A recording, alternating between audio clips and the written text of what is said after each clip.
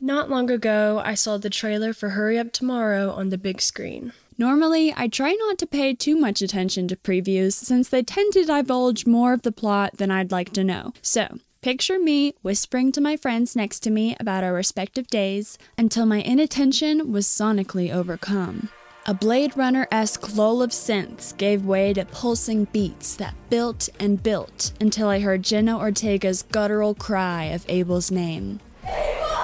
It had my full attention. With its whirling cinematography and glow-stick color palette, the trailer didn't make it clear what exactly the film would be about, but the diabolical tone was unmistakable. I loved the mystery of not knowing what to expect. When the movie finally came out, I was quick to see it with my boyfriend. By the end, we walked out of the theater with two very different opinions. He thought it was terrible, I knew it was terrible, but loved it anyway. On the drive home, we had long conversations about it. He listed every poorly written, self-indulgent way the film was a mess, but all I heard were the exact same reasons I enjoyed it. At the time, I struggled to articulate why I could laugh and relish in the cringe when he couldn't. That difference fascinates me. What is it that makes one movie a so bad it's good cult classic, while another is simply unwatchable? But here's the thing, Hurry Up Tomorrow isn't even so bad it's good. No, it falls into some hellacious twilight zone, the likes of which I have never witnessed. I have spent so long trying to formulate how I would even begin to describe this film. How can a movie be both earnest and horrifyingly pretentious? How can I witness firsthand the artist pouring his heart out, freely exposing his inner demons and vulnerabilities, yet feel nothing but secondhand embarrassment? It dives headfirst into all of these seemingly personal traumas, yet the water it dives into is hilariously shallow.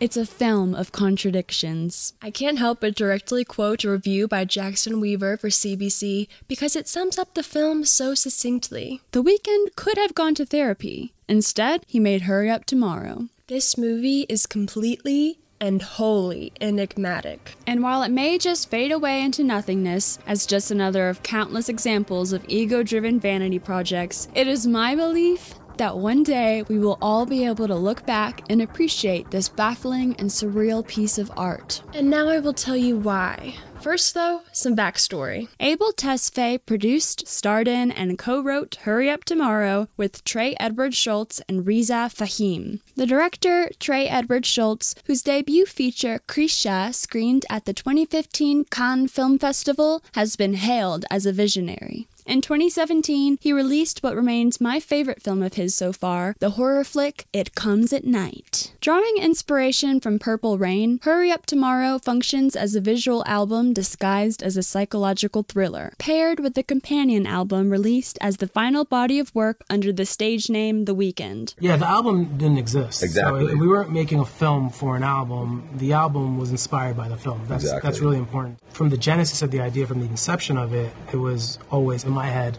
After the incident happened, I always saw it as a film.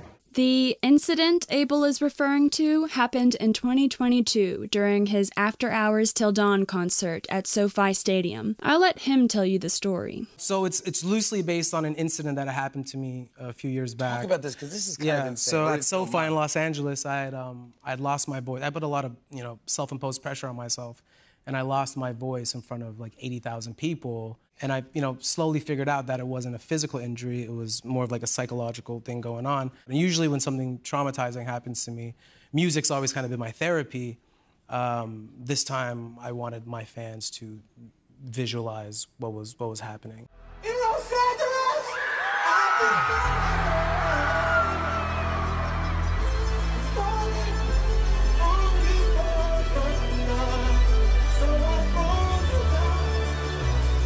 What just happened when I screamed, but I just lost my voice. This is killing me. I don't want to stop the show.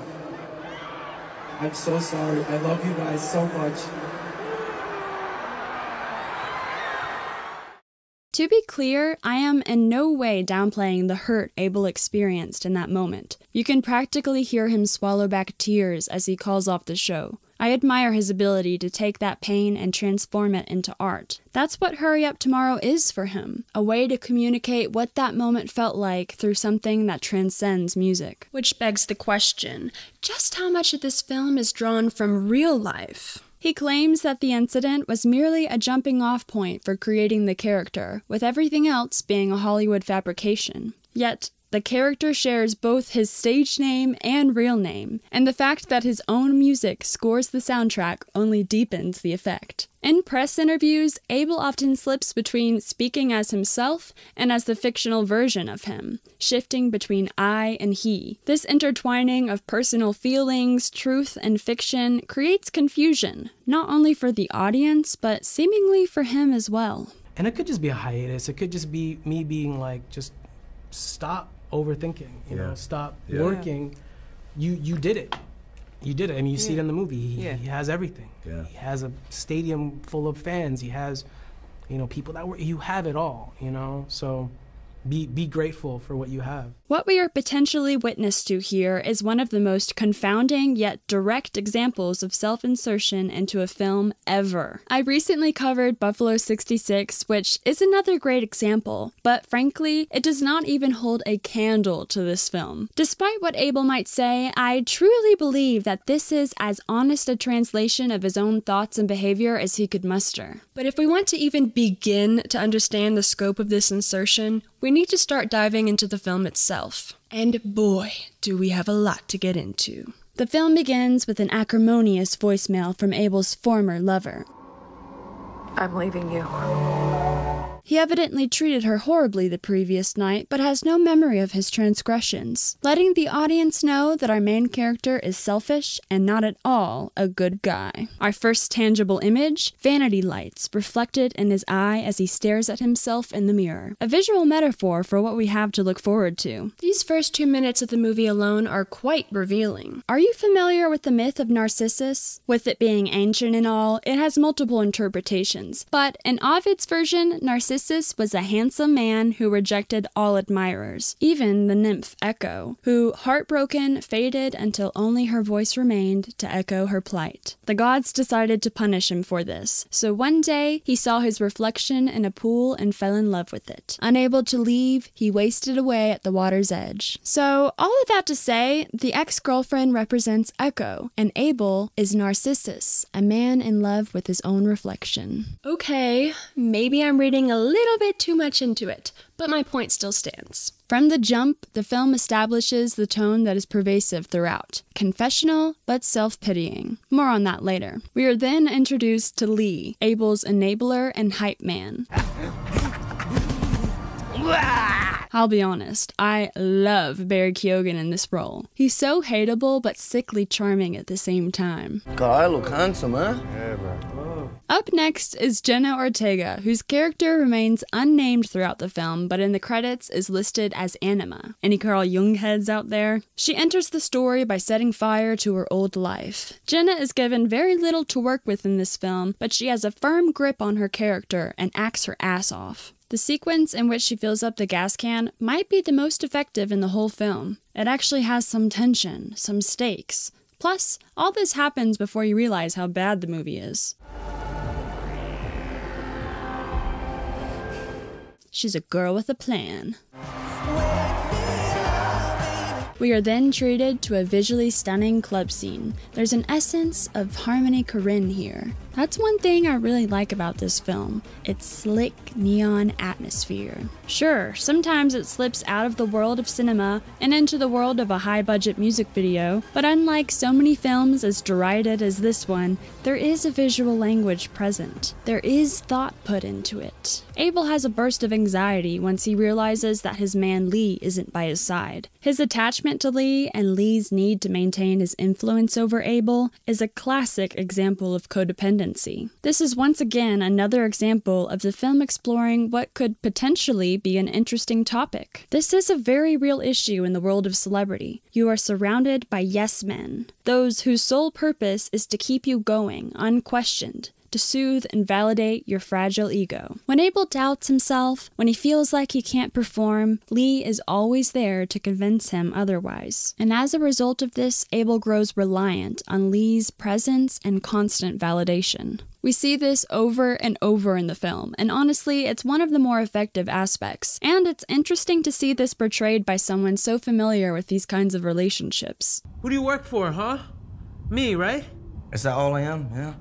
Yeah. You know what is not a well-executed aspect of this film? Abel's strange, discordant depiction of himself, bordering somewhere between vulnerable, pitiful, and narcissistic. While a party rages inside of his home, Abel sits alone on his bedroom floor, playing a keyboard and singing to himself. Could this actually be something that Abel does? Sure, but it very much reads as such. I'm not like other guys. Look, while everyone is partying, I am by myself, playing music, lamenting. I know I'm a bad guy, but really, I'm also very sensitive. He feeds his sorrows by listening to his ex's voicemail on a loop, wallowing in his self-hatred. And your mom would be ashamed if she knew how you treated me. To me, at least, this is the millionaire's equivalent of experiencing a bad breakup that is your fault, then repeatedly contacting your ex and saying, "You see how sad this has made me?" Except instead of blowing up his ex's phone, Abel gets to make a whole film about it. Why aren't you calling me? I can't be alone anymore. Let's take a quick beat here to remind you all of one thing. Obviously, I don't know Abel, and I'm not here to assassinate his character. At the end of the day, I'm speaking about Abel, the quote-unquote character, and the effect that this depiction of himself has on me personally. Still, even though you have to separate the two entities of real Abel and movie Abel, it becomes near impossible to do so due to the reasons I stated in my intro. Bottom line, my critique is of the film and the character. Okay, moving on. We then reach the film's first major conflict, Abel losing his voice. The doctor explains it's only stress-related and advises him to take a break from singing. Lee, however, insists he push through, stress be damned, and hands him a tall cup of lean. To de-stress before his next show, Abel draws a bath. But instead of relaxing, it has the complete opposite effect. Whether from intrusive thoughts or the warped influence of the lean, he hallucinates a shadowy figure and nearly drowns. Symbolically, this echoes the myth of Narcissus, who in one version of the legend drowns after gazing too closely at his reflection. Normally, I wouldn't dwell on this tub scene. You already know he's spiraling, but it's worth noting because he later sings about this very moment. It's time for his next show. He sits morose backstage while fans are eagerly filling up the stadium, Jenna Ortega among them. Abel is ready to call it all off, but Lee rouses some energy on him with nose candy and a good old-fashioned pep talk. You're not a normal human, bro. Abel is now amped up and high on self-righteousness. He leaves a long, hateful voicemail to his ex while his staff preps him for his performance. This scene is masterfully done. The camera circles him again and again as his temper escalates. We built a life together, and I loved you.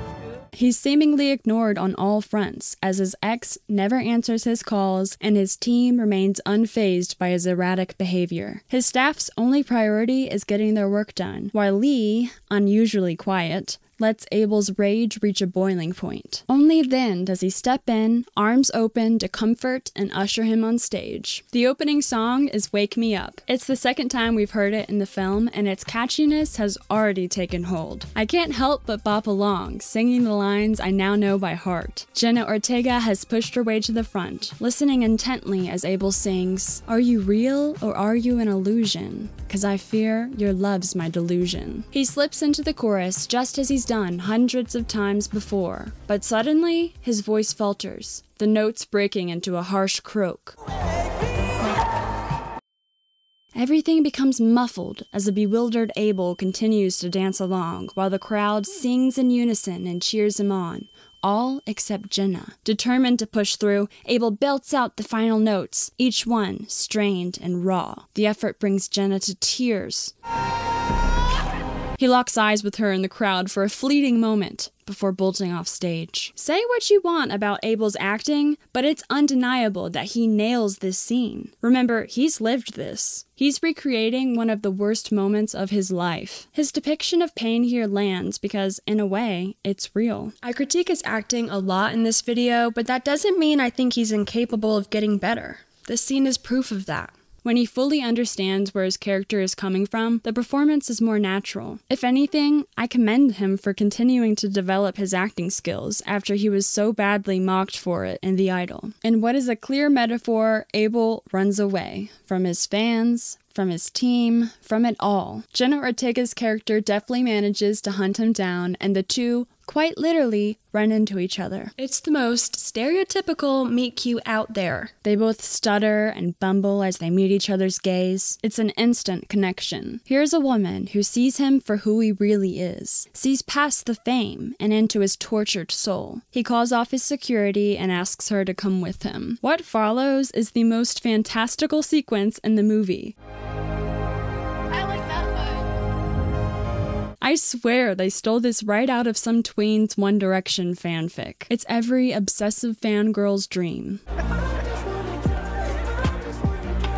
She accompanies him back to his lodgings. Is it love at first sight? This is the portion of the movie where we really start to feel Abel speaking through the characters. In what is a painfully self-filleting scene, Abel plays to Jenna's character an unreleased track, the demo for the song Hurry Up Tomorrow. It's a defenseless ballad addressing his guilt and abandonment issues. On its own, the song is a beautiful piece of work. In the context of the film, it takes a much different form. Jenna's character is so struck by the beauty of Abel's song that she begins to cry. Nothing screams self-mythologizing louder than writing a scene where you play your own song and someone immediately dissolves into tears. The lyrical callback of is a bit too on the nose for me, and this is a motif that is repeated throughout the film. It's just another one of those small elements that make the film feel more like a parody. Sorry. You okay? I feel like it's about me. They bond over their shared loneliness and spend the night together. Don't ever leave me. The shift in their relationship come morning is a bit humorous, but I kind of see what they were trying to get at. What may seem like the most magical night in the world for the idolizer is just another passing fling for the idol. He has been validated, his needs have been fulfilled. These relationships are fleeting and disposable. This sequence eventually leads to Abel's most ridiculed line delivery of the whole film. What are you doing? I have to go right now. I'm getting calls. I have to catch a flight. I'm on a tour. Don't get me wrong. It's an awkward chunk of dialogue, but I don't think it's as bad as people say. It comes off extremely whiny and petulant because it's supposed to. Honestly, I admire Abel's courageousness for presenting himself in such an unflattering manner. I gotta go. And finally, the main conflict of the film arises. As Jenna's character goes full misery on Abel. He asks her to leave, but instead she knocks him over the head. While he's unconscious, we are presented with a variety of metaphor-laden imagery. If it was slow before, it really starts to lull during this Abelized version of Inception. I feel like this is the director stepping in, trying to keep things interesting, fluffing it up, and filling time. Trey Edward Schultz has mastered filming in the dark. The yellow light from the firewood illuminating the snowflakes at night makes it look like hot sparks flying in reverse. These shots remind me of what I loved about his prior film, It Comes at Night. But none of this makes me feel anything. It doesn't add to the story, and it's basically just pretty pictures.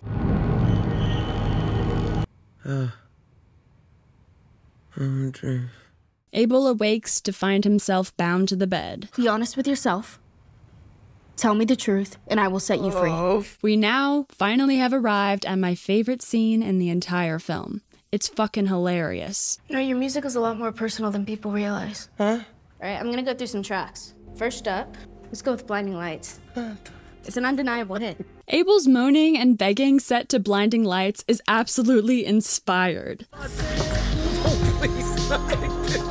Jenna turns from Annie Wilkes to Patrick Bateman. You can't tell me that this scene wasn't inspired by American Psycho. No, because you hear this, and it feels like you're entering a party. You don't really have to care about anything else. It's very emotional, though, if you listen. A song's so catchy, most people probably don't listen to the lyrics, but they should, because it's not just about the pleasures of conformity and the importance of trends, it's also a personal statement about the band itself. It just gets better. The meta commentary on Abel's music in a film he wrote is a delight. Gasoline. A synth-pop new wave track that you can't help but move to. I have never seen or experienced anything like it. It's deranged. I especially love the bit about his music video for Gasoline. It's nowhere near as big of a hit as Blinding Lights, though. I don't even think it was in your Spotify top 5. And did anyone even watch the music video? Of course! The girl who entered the film by dousing a house in gasoline loves the song titled Gasoline. I had never heard the song before this movie, by the way, and I am now obsessed with it. You love it when I always squeeze. I dance to it just like she does. It's 5 a.m. I'm high again, and you can see that I'm in. But sadly, I don't have Abel tied up in my bed. At this point in the film, it seems that Abel is destined to live the rest of his life in torment, set to the soundtrack of his own voice. Can you tell me who it's about? And how much did you take from them just to make another pop song? Is this really about a toxic relationship? Or is it about you? But wait! Lee is here to the rescue. It feels like the director realized we needed a little bit of action as we rounded the climax, but this scene makes zero sense and is utterly pointless. It starts reasonably enough. Lee comes to the door having tracked Abel's phone, certain he's in there. Jenna insists he is not. Well, after breaking the world's cheapest door frame, he storms in. Jenna brandishes a knife but is easily disarmed. Lee gets physical, but defensively so at first, and has the upper hand. He has Jenna, who's not even half his size, pinned on the ground. Rather than, I don't know, keeping her pinned or restraining her attacks, he decides to go full homicide mode, wrapping his hands around her neck. Guess I'll just kill her, he probably thinks. Thankfully for Jenna, though, she manages to drive a shard of glass into the side of his neck. Can't blame her there. She's had enough. Abel's not cooperating. He just keeps squirming and bitching. So she decides it's time for her signature. To throw on the gasoline and burn him alive. What on earth will Abel do? This next bit is skin-crawling. Abel begins to sing. Wash me with your fire. His beautiful voice immediately takes effect over Jenna. She is frozen in place as she realizes he's finally giving in to her request. This song is his confession of his true emotions. It's the only way he knows how to express it. What the hell is this? A shameless display of narcissism? Or just an attempt to once more connect the lyrical themes of the music to the actions of the film? Whatever it is, it just goes on and on. It's cringy, hilarious, and like a much better version than that god-awful scene from season 2 of Euphoria. You and my guitar. God, that's the worst. He dramatically pauses after the line, "Void to fill after my father left," and dips his head in her direction because he knows her father abandoned her. When I was a kid, my dad left me. I'm trying to fill that hole that my father left.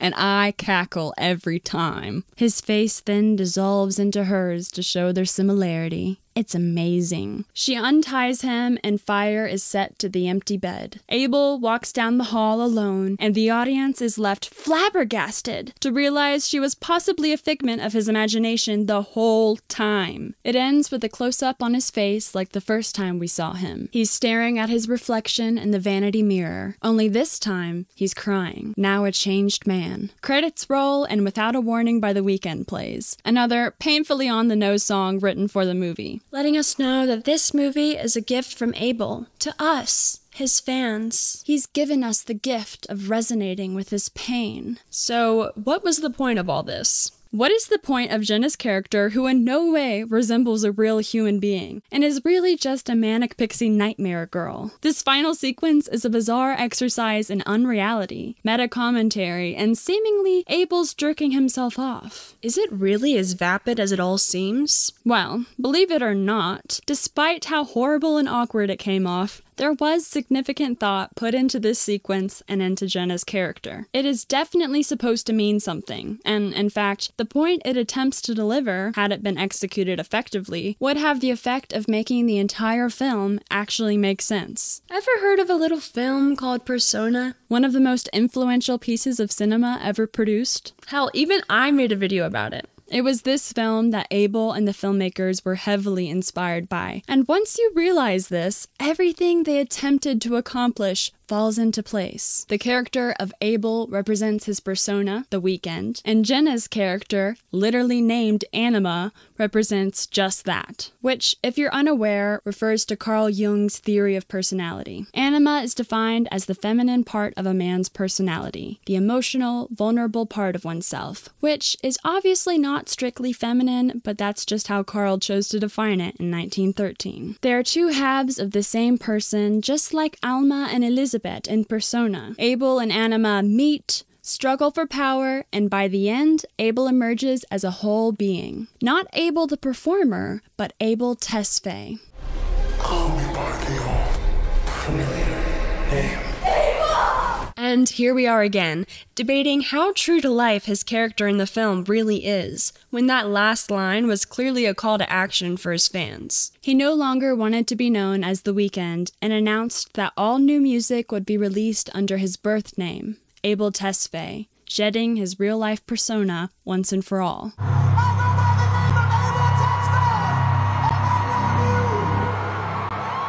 Just like that, you can say to yourself, oh, I see what they were trying to get at here. There's absolutely nothing wrong with drawing inspiration from a film like Persona, or the themes it presents. It's one of the most influential films of all time for that reason. But are these themes well executed in this film? Absolutely not. There's next to no nuance, and it doesn't bring anything new to such a dynamic and complex psychological theme. But it does make the more baffling aspects of the film seem far more reasonable, I guess. With everything I've said and all the bullying I've subjected the film to, how could I ever say that I love it? Well, maybe love's a bit of a strong word, but this film is undoubtedly one of the most fascinating I've watched in some time. It's hard to believe that it even exists. So rarely is anyone, especially a musician making a movie about himself, given this much creative control. It's clearly a work of passion, of pain, and yet it could not be any more botched. It's a spectacle, and one of the most upfront examples of self-insertion in a film I've ever seen. But wait, Cameron, didn't you just spend almost the entirety of your last video ripping into Vincent Gallo for doing almost the exact same thing? Fluffing up his ego even as he portrays himself negatively in a film that is superior in almost every aspect? Why on earth would you love this movie? Are you crazy? Yes, but I have my reasons. First off, it's not hateful. It doesn't portray a woman, or in Buffalo 66's case, a girl, as some fantastical creature who will willfully submit herself to verbal abuse and whose only purpose is to satisfy a fantasy and fix a bad man. Sure, Anima is in no way a fleshed out character with any depth or legitimate feelings of her own. But once you understand what they were getting at, it becomes a bit more defensible, and is quite literally the point. And I like that Abel places himself in the submissive position. He's the one who's been kidnapped and is helpless to escape. Jenna Ortega, this tiny, beautiful woman, has all the power, and she's shamelessly crazy. She has such an allure, and I find myself relating to her character, even though I myself am not an arsonist. There are holes in my logic, I know, but we all have our biases.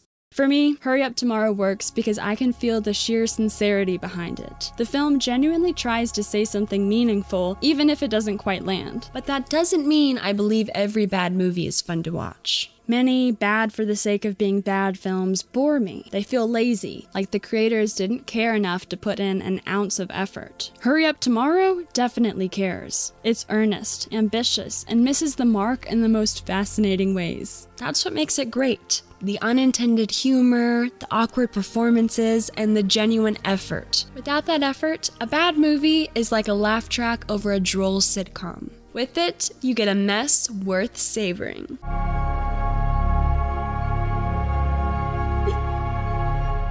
Please be honest.